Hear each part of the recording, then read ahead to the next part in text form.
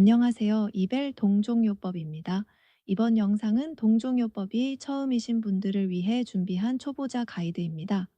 동종요법은 자연의 치유력을 바탕으로 몸이 스스로 균형을 회복하도록 돕는 섬세한 접근입니다. 단순히 증상만 없애는 데 그치지 않고 개인의 생명력과 전인적인 회복을 함께 바라봅니다. 오늘 영상에서는 동종요법의 기본 철학부터 원리, 관찰법, 레메디의 사용과 치유의 흐름까지 차근차근 함께 살펴보겠습니다. 모든 생명은 스스로 회복하려는 고유한 리듬을 가지고 있습니다. 동종요법은 바로 그 자연스러운 회복의 힘을 존중하는 방식입니다. 몸과 마음, 감정이 무너진 균형을 다시 찾아가도록 아주 미세하게 도와주는 것이죠. 즉, 동종요법은 인위적으로 억누르는 방식이 아니라 생명력이 다시 자신의 질서를 회복하도록 돕는 조용하고 안전한 신호라고 이해하시면 좋겠습니다. 우리는 종종 이런 질문을 하게 됩니다. 증상을 덮을 것인가? 아니면 그 뿌리를 이해하고 치유할 것인가? 현대의학은 급한 통증이나 염증, 위급한 상태를 빠르게 다루는데 큰 강점을 가지고 있습니다. 반면 동종요법은 몸과 마음 전체를 하나의 흐름으로 보며 왜 이런 증상이 반복되는지, 무엇이 내 안의 균형을 무너뜨렸는지를 함께 살펴봅니다. 그래서 동종요법은 전인적이고 보다 깊은 회복을 지향하는 접근이라고 할 수 있습니다. 동종요법을 이해할 때 꼭 기억해야 할 세 가지 황금 원칙이 있습니다. 첫째, 유사성의 법칙입니다. 비슷한 증상을 일으킬 수 있는 것이 비슷한 증상으로 고통받는 사람의 회복을 돕는다는 원리입니다.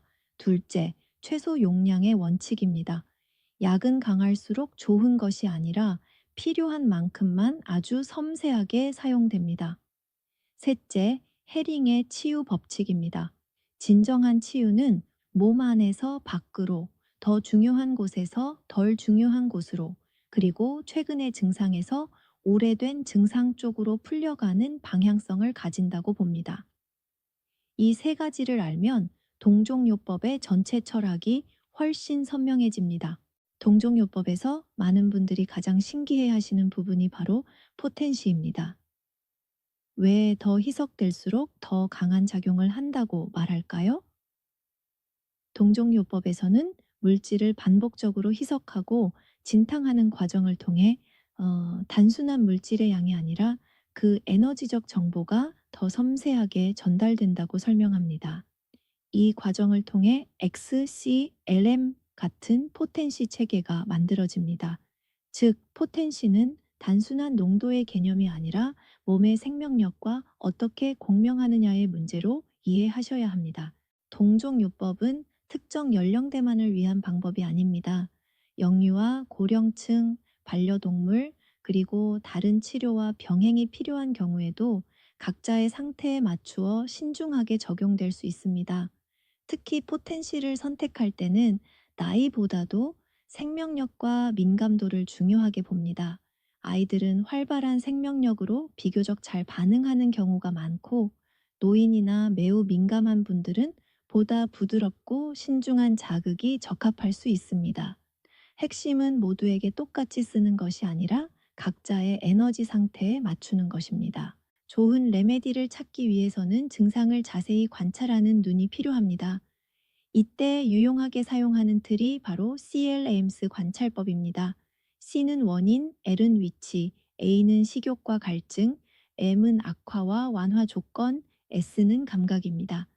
예를 들어 통증이 언제 시작됐는지, 어디가 아픈지, 무엇을 먹고 싶거나 싫어하는지, 움직이면 심해지는지, 어떤 느낌의 통증인지를 구체적으로 살펴보는 것이죠. 동종요법에서는 이런 세밀한 차이가 레메디 선택의 핵심이 됩니다. 급성 질환과 만성 질환은 동종요법에서 접근 방식이 다릅니다. 급성 처방은 갑자기 나타난 증상, 예를 들어 열, 감기, 외상, 복통처럼 빠르게 진행되는 상태에 초점을 둡니다. 현재 가장 두드러지는 특징과 감각, CLMS 요소를 중심으로 빠르게 레메디를 선택합니다. 반면 만성 처방은 오래 반복되어 온 패턴, 정서적 경향, 과거 병력, 가족력, 그리고 깊은 생애 흐름까지 함께 봅니다. 즉, 급성은 지금의 파도를 다루는 것이고, 만성은 그 파도를 만들어내는 뿌리를 살피는 것입니다. 가정에서 자주 떠올릴 수 있는 대표적인 상비 레메디 5가지를 간단히 소개해 드리겠습니다. 아르니카는 타박상, 충격, 멍, 외상 후 불편감에 가장 잘 알려져 있습니다. 아코나이트는 갑작스러운 열, 놀람, 공포, 급성으로 시작된 초기 증상에 자주 떠오릅니다. 벨라도나는 얼굴이 붉고 열이 확 오르며 통증이 강하게 뛰는 듯할 때 생각할 수 있습니다. 아르세니컴 앨범은 불안, 예민함, 음식 문제 이후의 불편감, 지친 상태에서 자주 언급됩니다. 눅스 보미카는 과로, 과식, 자극 과민, 소화 불편, 짜증과 긴장 상태에 잘 알려진 레메디입니다. 영유아나 극민 감자처럼 아주 섬세한 접근이 필요한 경우에는 꼭 많은 양을 복용하는 방식만 있는 것이 아닙니다. 동종요법에서는 공명이라는 개념을 중요하게 봅니다. 그래서 후각법처럼 향을 맡는 방법, 레메디를 물에 풀어 피부나 목욕으로 전달하는 방법, 손에 쥐고 있는 방법, 혹은 가까운 공간에 두는 방식처럼 아주 부드러운 전달법이 사용되기도 합니다. 이런 방식은 예민한 분들에게 부담을 줄이면서도 필요한 신호를 전달하기 위한 방법으로 이해하시면 좋습니다. 전문가 상담은 단순히 증상을 듣고 약 이름 하나를 정하는 시간이 아닙니다. 진짜 상담은 나를 찾아가는 깊은 여정에 가깝습니다. 먼저 현재 드러나는 신체 증상과 생활 불편을 살펴보고, 그 다음에는 환자가 느끼는 고유한 감각, 예를 들면 쥐어짜는 느낌인지 찌르는 느낌인지 답답한 느낌인지를 탐색합니다. 그리고 마지막으로 반복되는 꿈, 두려움, 가족력, 억압된 감정과 같은 더 깊은 층위까지 함께 보게 됩니다. 이 과정을 통해 가장 닮은 레메디에 가까이 가게 됩니다. 치유의 과정을 설명할 때 흔히 양파 껍질 이론을 비유로 사용합니다. 겉의 층에는 지금 가장 불편하게 느껴지는 신체 증상들이 있습니다. 중간층에는 감정의 무게, 오래된 스트레스, 정서적 패턴이 자리하고 있습니다. 그리고 중심에는 생명력의 핵심, 즉 근원적인 회복력과 건강성이 있습니다. 치유는 이 껍질을 한 번에 벗겨내는 과정이 아니라 가장 바깥의 불균형부터 조금씩 풀리면서 중심으로 가까워지는 여정입니다. 레메디는 매우 섬세한 에너지적 정보를 담고 있다고 보기 때문에 보관과 복용 원칙도 중요합니다. 휴대폰이나 전자레인지 같은 강한 전자파 가까이에 오래 두지 않는 것이 좋고, 커피, 바카, 향수, 아로마 오일처럼 강한 향기와도 거리를 두는 것이 좋습니다. 또 복용 전후에는 20분 정도 음식이나 자극적인 향을 피하는 것이 일반적인 원칙입니다. 그리고 손으로 직접 알갱이를 만지기보다 뚜껑이나 스푼 등을 이용해 복용하는 것이 권장됩니다. 작은 원칙 같지만 이런 관리가 레메디의 섬세한 작용을 보호하는 데 도움이 됩니다.